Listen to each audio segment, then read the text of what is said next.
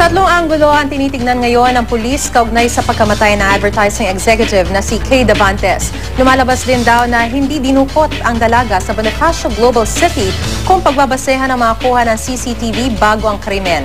May news to go si Marisol Abduraman. Ilang oras bago matagpo ang patay sa Cavite si Kay Davantes, nakuhanan pa ng CCTV ang pagdaan ng kanyang sasakyan sa South Luzon Expressway 190 na madaling araw noong September 7. 1:31 AM naman, lumabas ang sasakyan ng advertising manager sa Philinvest Exit papuntang Moonwalk, Las Piñas kung saan siya nakatira. Para sa Special Investigating Task Group K, patuloy na raw itong hindi dinukot si Davantes sa Bonifacio Global City kung saan siya huling nakitang buhay ng kanyang mga katrabaho.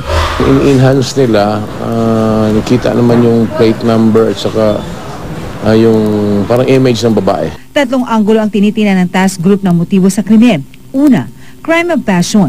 Posible raw kasing kilala ni Kay ang suspect at may matinding galit sa kanya. Merong hate sa kanya, kaaway niya, or related sa personal life niya. Ikalawa, problema sa love life. Ikakasalasanan si Kay kay Benedict Ong sa susunod na taon. Is there somebody else involved dito? Or meron siyang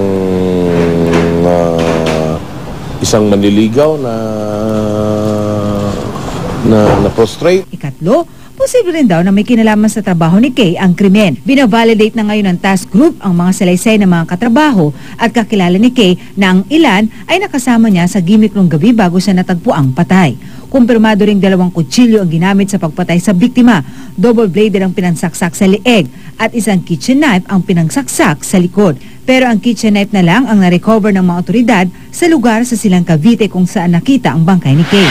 Posible rin daw na pinatay si Kay sa loob mismo ng kanyang sasakyan na ginamit din para dalhin siya sa silang. Umabot na sa 2.5 million pesos ang pabuya para sa makapagbibigay ng anumang impormasyon hinggil sa pagpatay kay Kay. Marisol Abduraman, GMA News.